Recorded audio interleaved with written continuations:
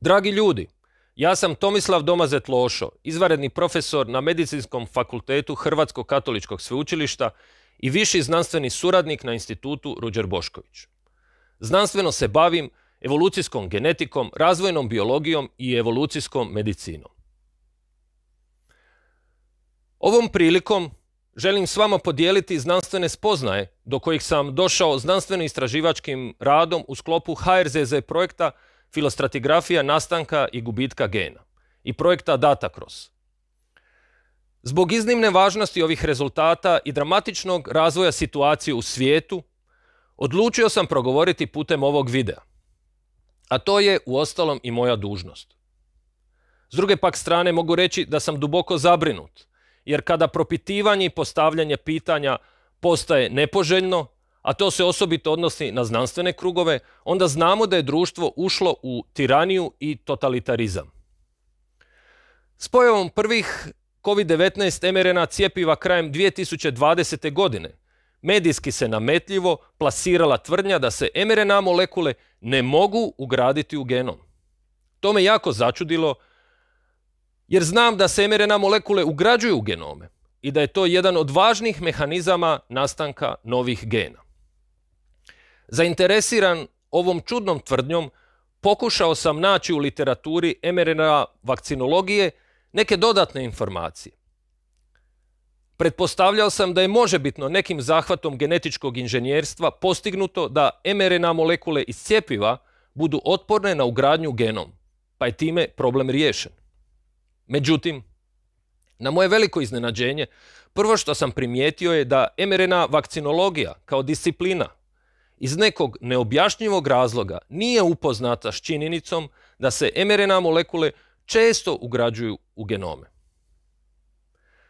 Taj jako čudni fenomen me znanstveno zainteresirao, pa sam odlučio do kraja raščistiti ovu nelogičnost. Prije nego dođemo do pseudoznanstvenih vjerovanja u mRNA vakcinologiji, važno je objasniti značaj ugradnje mRNA molekula u ljudske genome. Znanstveno područje koje se bavi ugradnjom mRNA molekula u genome naziva se biologija retropozicije. RNA molekule imaju najraznolikiji spektar funkcija u stanici. One nastaju prepisivanjem genetičke informacije iz naših gena, pri čemu svaki gen prepisivanjem i kasnijom obradom daje barem jednu ili više mRNA molekula. Dakle, u stanici postoji velik broj različitih domaćih mRNA molekula koje zajedno nazivamo transkriptom. Pojedinačna mRNA molekula može imati direktne regulatorne uloge u stanici ili pak može nositi uputu za sintezu proteina na ribosomima. Bez naših vlastitih mRNA molekula, odnosno našeg transkriptoma, stanice ne bi mogle funkcionirati. Od početka COVID ludila bilo je jasno da mnogi u medijskom prostoru kada govore o mRNA cjepivima ne znaju o čemu pričaju. Na moje veliko iznenađenje primijetio sam i da neke medijski eksponirane kolege ne poznaju dovoljno osnove molekularne biologije, humane genetike i evolucijske biologije. Prema onome što izjavljuju, čini se da ne znaju da genetska informacija teče u dva smjera. Prvi smjer ide od genoma prema transkriptomu, dok je drugi obrnut i ide od transkriptoma prema genomu.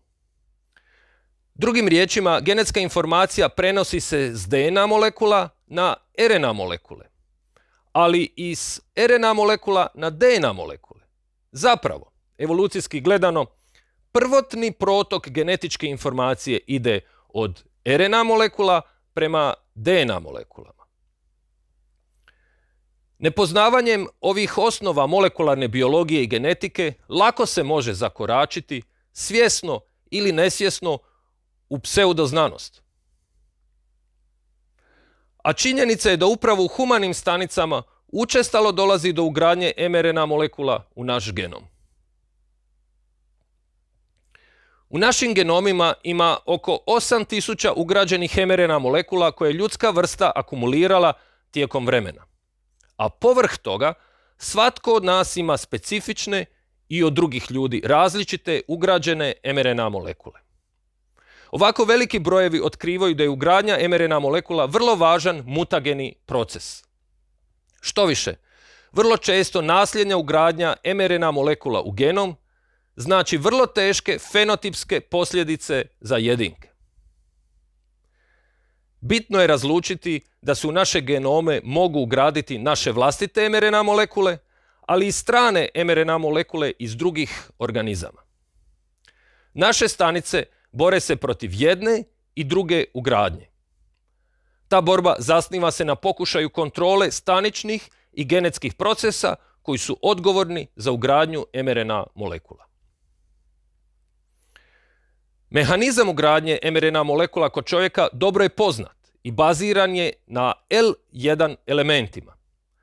L1 elementi su retrotransposoni, odnosno sebični endoparazitski geni koji pokušavaju sami sebe umnožiti u genomu. U humanom genomu ima oko 500.000 kopija L1 elemenata, odnosno čak 17% naše DNA čine L1 elementi. L1 elementi sami sebe kopiraju preko procesa kojeg nazivamo reverzna transkripcija. Ukratko, prepisivanjem iz genoma prvo nastane mRNA molekula L1 elementa, ta se L1 mRNA molekula na ribosomima prevede u dva tipa proteina, ORF1P i ORF2P. Oba novo nastala proteina fizički se vežu na L1 mRNA molekulu ili neku drugu mRNA molekulu. Taj kompleks proteina i mRNA molekule onda dolazi do našeg genoma i složenim procesom reverzne transkripcije mRNA molekula prepisuje se u DNA i ugrađuje u genom. Mjesto ugradnje u principu je slučajno, što znači da ugradnjom mogu biti pogođeni različiti dijelovi genoma. ORF2P protein je reverzna transkriptaza i o njemu ovisi cijeli proces retropozicije L1 elemenata. U citoplazmi ORF2P veže se na jedan od krajeva mRNA molekule kojeg nazivamo poli-A rep. Ta ovisnost o poli-A repu dovodi do toga da je cijeli proces nije specifičan, pa ORF2 protein može, osim svoje vlastite L1 mRNA molekule, uhvatiti i ugraditi u genom bilo koju drugu mRNA molekulu.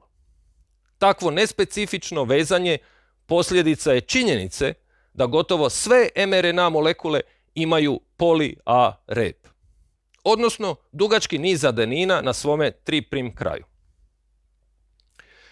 Da bi spriječili ovakve mutacijske događaje ugradnje mRNA molekula u genom, naše stanice različitim procesima pokušavaju utišati aktivnost L1 elemenata.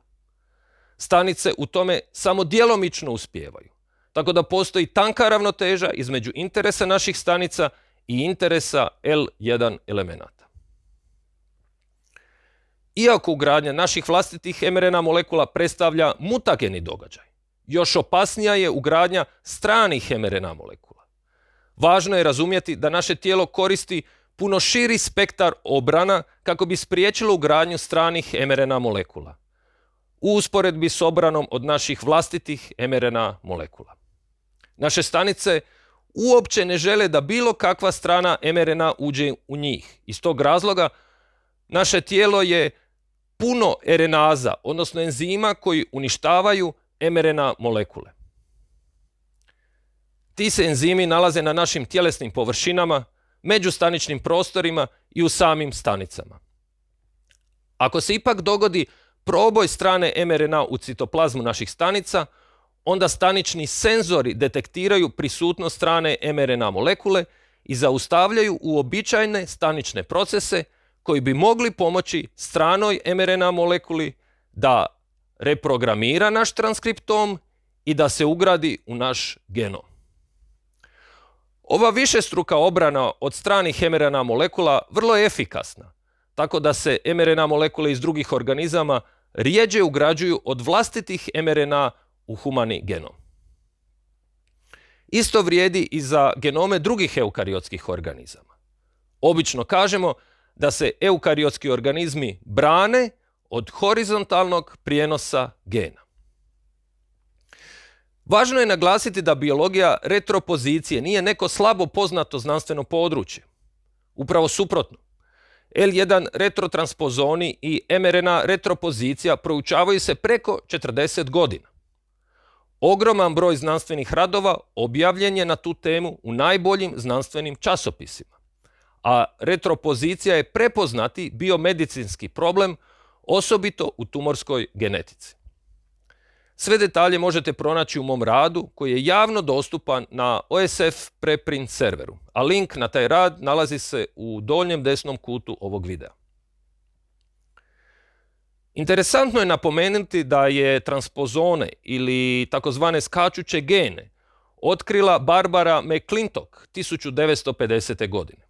Njeno otkriće u početku je dočekano s velikim nepovjerenjem, pa čak i ismijavanjem. No dosta kasnije za to otkriće dobila je Nobelovu nagradu. A sada, kada smo obradili biologiju retropozicije, vraćamo se na mRNA vakcinologiju. mRNA vakcinologija počela je svoj razvoj prije otprilike 30 godina. Međutim, iz potpuno nejasnog razloga istraživačima u mRNA vakcinologiji nije poznato ili namjerno ignoriraju da se mRNA molekule ugrađuju u genom. Zapravo, mRNA vakcinologija eksplicitno tvrdi da se mRNA molekule ne mogu ugraditi u genom. U početku sam mislio, kao što sam već rekao, da su istraživači u mRNA vakcinologiji uzeli mRNA molekule iz cjepiva i specifično ih testirali na ugradnju u genome. Ili alternativno, da su genetičkim inženjerstvom konstruirali takve mRNA molekule koje nemaju mogućnost ugradnje u genom. Međutim, na moje potpuno iznenađenje, vrlo detaljnim istraživanjem mRNA vakcinološke literature, dokumenata Svjetske zdravstvene organizacije i dokumenata regulatornih tijela, otkrio sam da mRNA molekule iz cjepiva nisu nikada, ni u kojem obliku i ni u kojoj prilici testirane na mogućnost ugradnje u naše genome. Kasnije sam pronašao i znanstvene radove gdje su drugi istraživači, doduše indirektno, primijetili istu stvar. Sve ove detalje imate u mome radu. Da ponovim i naglasim, mRNA vakcinologija nije nikada testirala ugrađuju li se mRNA molekule iz cjepiva u genome.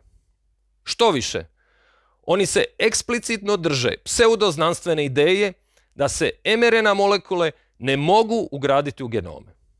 Iz neznanja ili namjerno nikada ne spominju u svojim člancima L1 elemente, L1 reverznu transkripciju, retrokopije i retropozicijske mehanizme.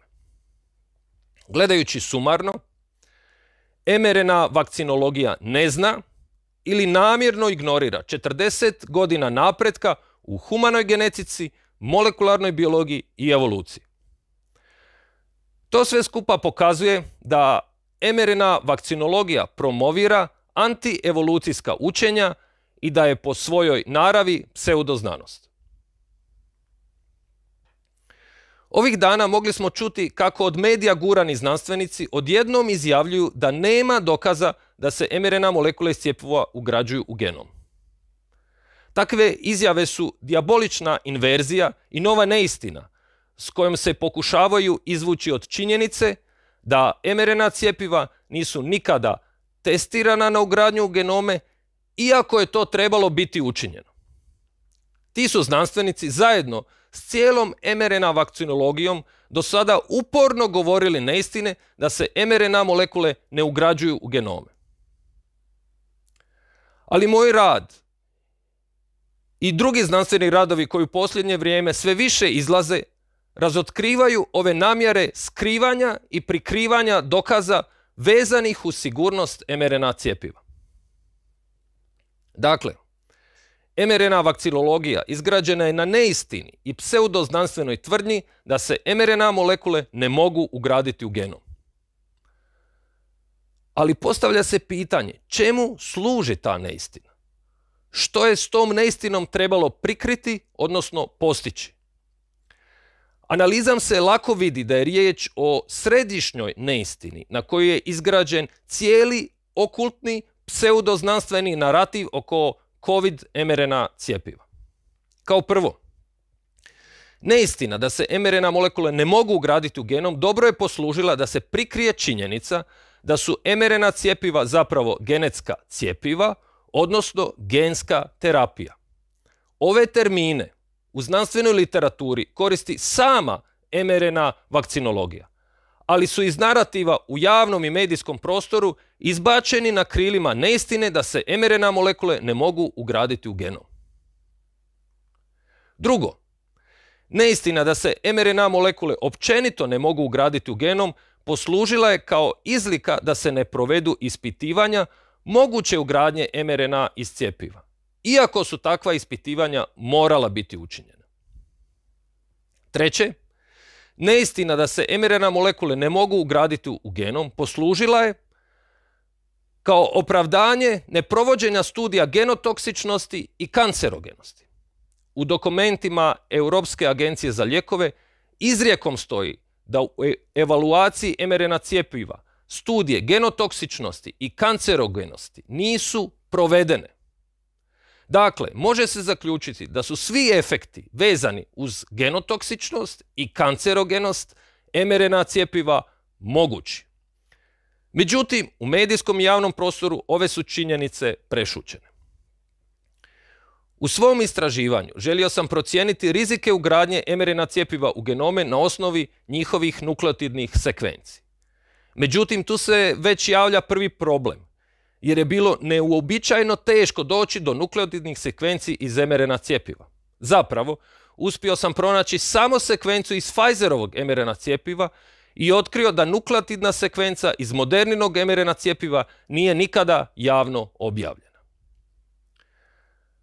Vrlo važno je uočiti da su mRNA molekule informacijske molekule koje se sastoje od niza znakova u zadanoj abecedi i da je u njih moguće u principu ukodirati bilo kakav tip informacije. U prijevodu to znači da ljudi cijepljeni s Moderninim cjepivom primaju u svoje tijelo nedeklariranu genetsku poruku. Ako detaljnije pogledamo Pfizerovu mRNA sekvencu, onda odmah uočavamo da ima na 3' kraju poli-A rep, što odmah ukazuje da je vidljiva L1 elementima i da su zadovoljeni osnovni preduvjeti za njenu ugradnju u genom. Kako bi dalje procijenio vjerojatnost ugradnje, uspoređivao sam Pfizerovu mRNA s našim vlastitim mRNA molekulama za koje znamo da su se kod nekih ljudi ugradile u genom. Ove plave točkice koje vidite predstavljaju mRNA molekule za koje sa sigurnošću znamo da su se ugradile u genome. Sada možete uočiti razmjere neistina u mRNA vakcinologiji. Postavlja se pitanje je li stvarno moguće da ne znaju ili se samo prave da ne znaju da sve ovo postoji. U svakom slučaju, stanje je tragično i ukazuje da je cijelo područje mRNA vakcinologije antievolucionistička pseudoznanost. Vidimo i da Pfizerova mRNA koja je označena crvenim trokutom upada u distribuciju osnovnih parametara nukleotidnih sekvenci za koje od prije znamo da se ugrađuju u genom. To još snažnije potvrđuje da je sasvim moguće da se mRNA iz Pfizerovog cjepiva ugradi u genom. Sve dodatne detalje možete pronaći u mome radu, a poveznica na rad prikazana je na videu u donjem desnom kutu. I sada dolazimo do najdramatičnijeg dijela kojeg sam otkrio. mRNA iz Pfizerovog cjepiva je sintetička molekula koja je konstruirana genetičkim inženjeringom i koja ima brojna jedinstvena umjetna svojstva. Sva ova svojstva imaju jednu zajedničku karakteristiku, a to je da povećavaju vjerojatnost ugradnje u naše genome. Izdvojit ću nekoliko od ovih inženjerskih zahvata. Postojanje poli-A repa u Pfizerovoj mRNA molekuli već smo spominjali i rekli smo da ugradnja u genom preko L1 elemenata ovisi o postojanju tog poli-A repa. Osim poli-A repa, Pfizerova mRNA molekula imitira arhitekturu naših vlastitih mRNA molekula, što automatski znači povećanu vjerojatnost ugradnje. Iznimno značajna modifikacija u Pfizerovoj mRNA molekuli je zamjena nukleotidnih baza pri kojoj je uracil zamijenjen metiliranim pseudouracilom. Metilirani pseudouracil ne dolazi prirodno u mRNA molekulama, što Pfizerovu mRNA čini nevidljivom za naše stanične senzore zadužene za detekciju i sprječavanje ugradnje stranih mRNA molekula u naš genom. Dakle, ova inženjerska modifikacija namjerno probija naše prirodne obrane od horizontalnog prijenosa gena i dramatično povećava vjerojatnost ugradnje Pfizerove mRNA u naš genom. Nadalje, skupom različitih promjena postignuto je i da Pfizerova mRNA molekula ima puno duže vrijeme poluraspada nego naše vlastite prirodne mRNA molekule. Ovo naravno dodatno povećava vjerojatnost ugradnje Pfizerove mRNA molekule u naš genom. Vjerojatnost ugradnje mRNA molekula iz cjepiva ovisit će i o njihovoj početnoj dozi, koja je, slobodno mogu reći, enormna. Može se izračunati da je količina mRNA molekula u jednoj dozi Pfizerovog ili Moderninog cjepiva protiv COVID-a takva da može reprogramirati svaku stanicu u našem tijelu koja ima jezgru. Ako pogledamo da se lipidne nanočestice koje nose mRNA molekule iz cjepiva distribuiraju praktički po cijelom tijelu, onda je jasno da je vjerojatnost ugradnje u naše genome dodatno povećana enormnom dozom i širokom distribucijom mRNA molekula po organizmu. Sljedeći vrlo važan aspekt koji utječe na vjerojatnost ugradnje mRNA molekula iz cjepiva u naše genome je broj primljenih doza. Svakom sljedećom primljenom dozom vjerojatnost ugradnje u naše genome dodatno je povećana. I konačno, možda najvažnija točka jest da vjerojatnost ugradnje mRNA molekula iz cjepiva ovisi o staničnim diobama.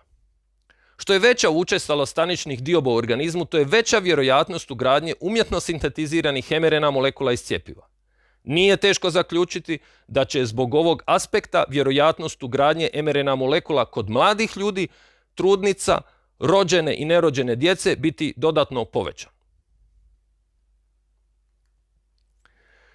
Sigurno vam je već sada jasno da ovi podaci nameću logično pitanje. Jesu li COVID mRNA cjepiva zapravo namjerno dizajnirana za ugradnju u naše genome?